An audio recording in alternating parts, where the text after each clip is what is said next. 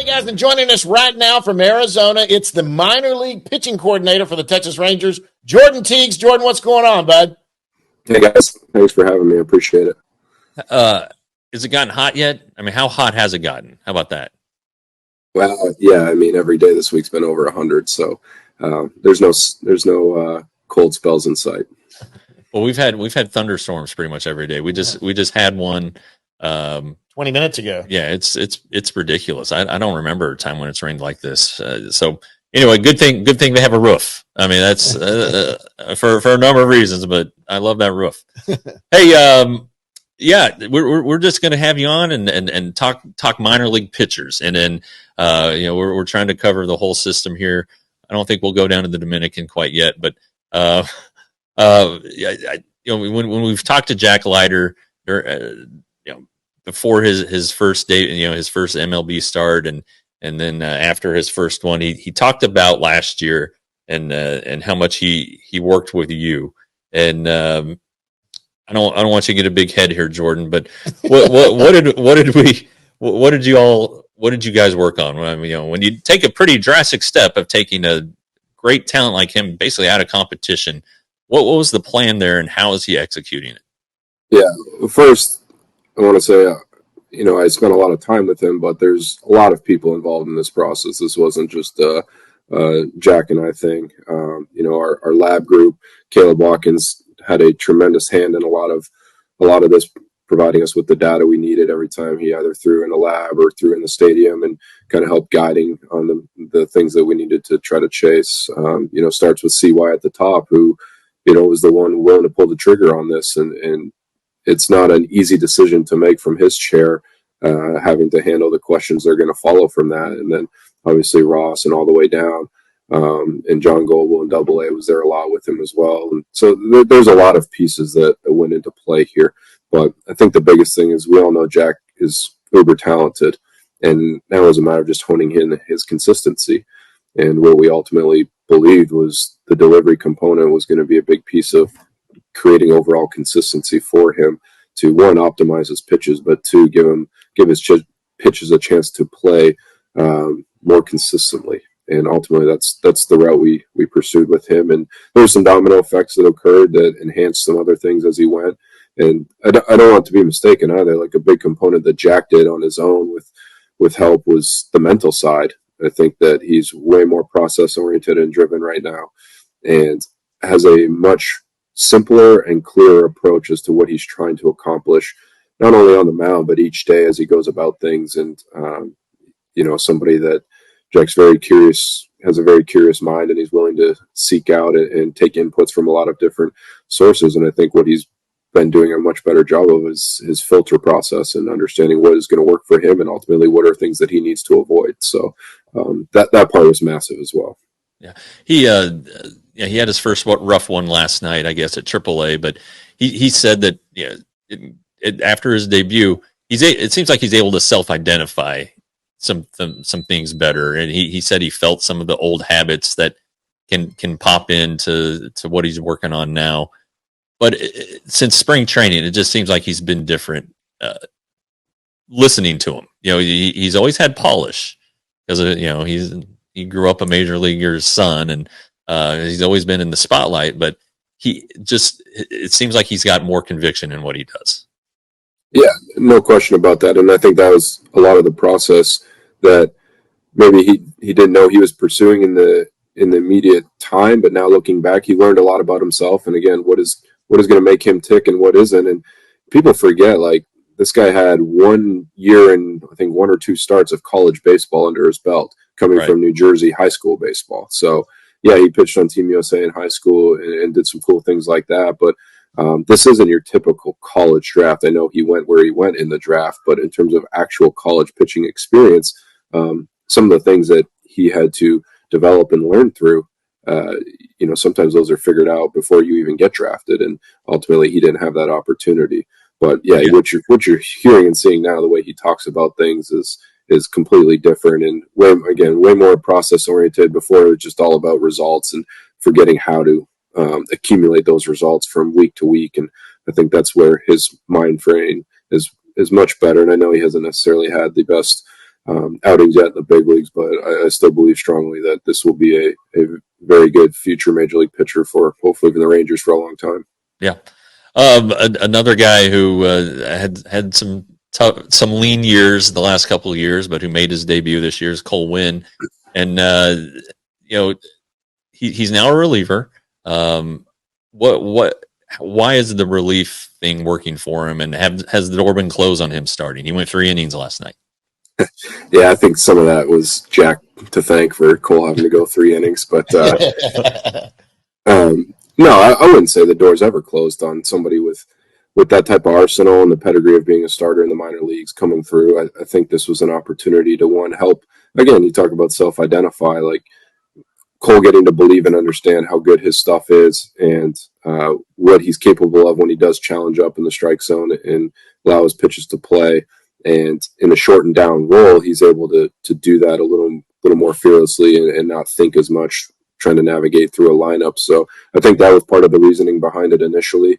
And obviously we saw what he was able to do early part of the season in the minors. He had one rough inning that kind of ballooned his numbers, but everything else was generally flawless, carried into the big leagues initially. And I think we kind of saw the opposite, which is weird.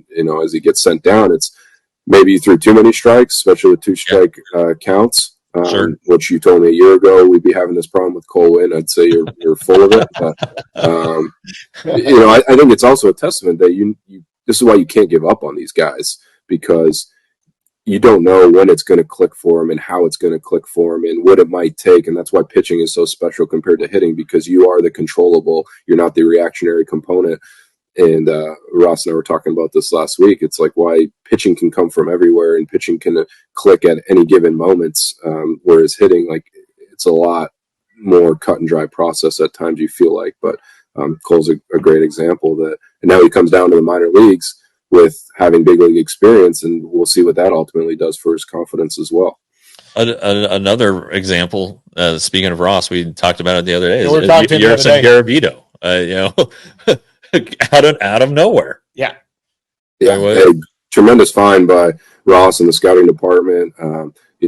Really cool story. I'm sure he filled you in on it, but you get somebody that comes here, and first off, Garrison is like A+ human being, the best you're going to find around. And, he does okay in spring training. Ultimately, he's not even going to make the the roster, and he knows this. We tell him, and like, hey, you cool with staying in Arizona initially to kind of get started, maybe work on a couple things, and handles it as good as you possibly could imagine from a pro, and ultimately ends up making the AA roster out of necessity. And, very open-minded, shrink down his arsenal a little bit, tweak a little thing here or there, buying a slight delivery change, and damn, next thing you know, here we are a month and a half later, and he's in the big leagues, and deservedly so. Like, he earned that opportunity. Yeah. And the cool thing is that what he was doing at AA that people didn't see initially was he was helping foster guys like Teodo. He was essentially his accountability partner and making our pitching coach's life much better there with him. So it was funny because they were pitching on the same day. So we joked that Garrison's making his big league debut, and he's probably going to be more consumed with what Teodo's doing in Frisco that day. Well, Teodo did really well. When you go down to AA, you look at Acker and you look at Teodo, guys who I think have a ton of talent, have a chance. Chance to get and their Rule 5 status is going to come into play at some point. It looks like Acker's been A, healthy, but B, just better. And then Teodo looks like he's a little more dialed in on the strike zone. Talk about each of those two. Yeah, two great.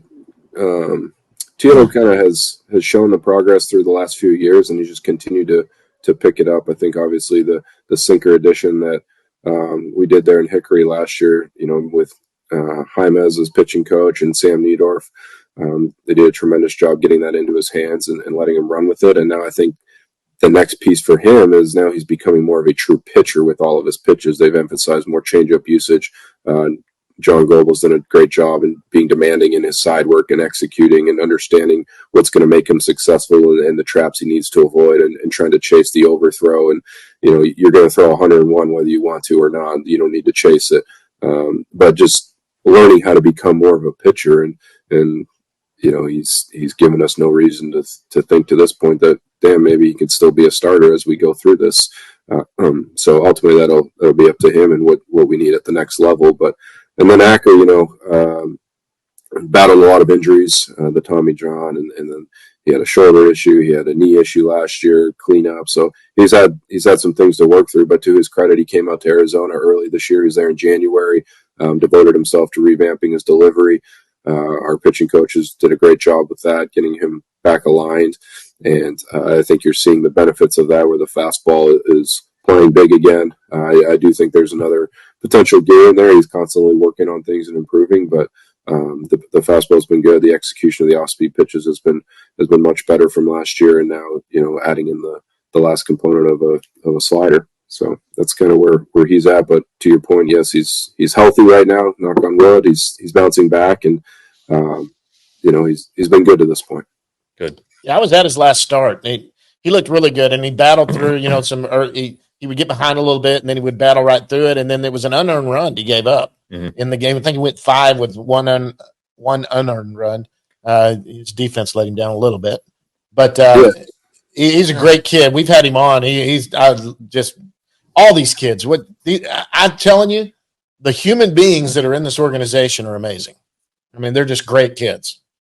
Yeah, and it all starts from the selection process. CY's made that very clear, and that not everybody is going to be a Texas Ranger, and this is a true selection. And through the free agency process, through the draft process, our guys have done a tremendous job taking that into account and trying to identify the individuals that one will represent the organization in the right way, but also like who are the guys that us on the PD side will flourish with from just a connection piece. So I don't think that part's by accident. I really don't. And I think that they're continuing to do a great job with that. I think I just heard you say organization like a hockey player, like a Canadian, like a Canadian does. We'll have to get into that. Your fellow Canadian, Mitch Bratt. I know he had that great year. Then last year he was a little injured. He got dinged up in the World Baseball Classic. A rough experience for him. How's he doing? Is he on the right path? Is he back on track? Yeah, no, Mitch is in a good spot right now. His numbers on the surface are probably a tick misleading. Under the hood, the things that we pay a little bit more attention to, he is doing a very good job with. Walk rate's actually down compared to where it's been, even though he doesn't walk anybody to begin with. Strikeouts are there. I think just pushing on the next things. We challenged him with the intent on his pitches, and he's, again, another one who's put a lot of work in on the delivery side. The fastball velo has started to creep up from that. I think he was up to 95 the other day, which is something we haven't seen a lot of recently. So very encouraged there. Changeup obviously is going to be a next huge component for him. But Mitch is on the right track. He's still young, which people forget. I want to say he's still 20 or maybe turning 21 here soon. It just feels like he's been here a while. But he has a lot of growth on the things that don't necessarily relate to the hitter-pitcher confrontation component, the holding runners, the pitch tipping, the how to prepare on a start day, how to manage your emotions between innings. A lot of those things in the maturation process that aren't necessarily seen on the surface are areas that he's been really attacking with his coach there, Julio. And, I think we're going to see the benefits of that stuff continue to play out here over the rest of this year and into next year. All right, but before we get you out of here, it seems like there's been just some guys who've made some jumps this year. Winston Santos, Ryan Lobus, Alejandro Rosario. I guess you could pick anybody out at Down East. What are you? How do you go about seeing a flaw in a guy? Because like Lobus's numbers and Rosario's numbers weren't great last year in college, and Santos struggled. How do you get them right? I'm sure it's a complex question I've just asked, or there's a complex answer, but It seems like, kind of back to your Cole Winn thing, don't give up on guys. It just seems like the Rangers have done a really good job with a handful of guys this year in the minors so far. No, I appreciate you saying that. I think the big thing is like getting back to their home base, what makes them good. And I think for for a guy like Santos, there was the deception component, added the higher glove side towards the end of last year. And, it kind of changed the way his arm kind of deployed into release. And from there, the slider work, I mean, the amount of slider work he did last year is incredible with the group down there in Hickory. And we're seeing the benefits of it now, and also just the complete change in the way his fastball is playing. The metrics changed drastically. He's carrying it more now. And you're seeing a guy that's carrying himself with the confidence that he should with the arsenal he has. And so I think, one, he's not necessarily working on a development piece as much as he was last year, where it was slider, slider, slider. It was splitter. It was this, it was that. Now he's everything has kind of found its way into place, and now he just gets to go compete and pitch. And I think you're seeing the version of him that we expect to see. And then talking about guys acquired from the draft, like a Rosario or Isaac Tiger or that's my guy. Well, hopefully you get to see him sooner than later. But when we get these guys, Ryan Lobus, for example, like, I think the big thing is when you bring them in, you talk to them, you sit them down, and you explain to them, these are the things we really like. This is why we've acquired you. Understand maybe this isn't how you utilized your pitches in college, or maybe what you did or didn't do. But I think just understanding, like, this is a very simple and direct plan. This is what makes you good. And then from there, we have to find a plan to carry that onto the field. So, one, hearing us say it, but two, them going to actually do things this way and see results from it is what ultimately creates the carryover effect, where now it's like, why would I not buy into this? I haven't necessarily done this. It's super simple. It's all built around what I do best, and they're just asking me to maximize that. And then from there, the hitters will tell us what we need to add or change or tweak as you climb through the levels. But until then, like Rosario, when we got him, it's throw your fastball right down the middle, if not slightly up, throw your splitter and slider right off of it. That's it, period. Like, don't do anything else. Let your stuff play. It's really good. And I think from all the things he tried to do in college, it was like, seriously? I'm like, yeah, seriously. Like, this is what you're really good at. You need to dominate this first before you try to tackle 5 other things that aren't going to make or break your career. So I think self-identity, building, understanding their strengths, what they do best, and ultimately maximizing them. Yeah. Well, I mean, yeah, and then it goes to scouting. That goes to so many things. Fans can just look at the major league team and not realize everything that goes on to get somebody to the major leagues. It's pretty amazing, and you're heading it up. I'm not going to give you all the credit because you won't take it, but you're a busy man, so we appreciate you taking time. I know you've got a phone call to hop onto after in between this one and the previous one, so thank you very much, Jordan. Quick question: how much do you travel? I mean, you're the minor league coordinator, so I mean, are you going in and out all year, going up to Hickory and down east, and I guess you come into Frisco and AAA, or what? Are you? How often are you out? Yeah, I'd say there's 4 weeks in a month. Probably 3 of the 4 weeks I'm somewhere. I think that's for a lot of our coordinators in that regard. I spend a lot of my time at the upper levels, bouncing around, and Sam covers a lot of the lower levels in that regard. But yeah, I would say at least probably 3 weeks out of the 4 in a month, I'm somewhere. Yeah. Well, if you're going to be in Round Rock tomorrow and Saturday, we will be there. We're going down there to do a couple of shows, so we're going to be in Round Rock. Oh, awesome. Where am I going to be? I'm going to be in Arizona for a couple of days. Brock Porter's out here, as you guys are probably aware, and getting closer to returning. So excited to see that. I got Isaac Tiger throwing. You got Rocker out here. You got Corniel out here. We got a handful of fun stuff going on in Arizona. So I'm spending a little more time here than typical, but my family's here, so definitely not mad about it. Yeah, that doesn't hurt. Well, darn it, you brought up Brock Porter, and I meant to ask. Ross had explained to me that he's just continuing to work on some mechanical changes that you asked him to make in spring training. Is he about ready to hop back to an affiliate? Yeah, he's got a few more boxes to check here. It's been a process of just, here's the steps we outlined.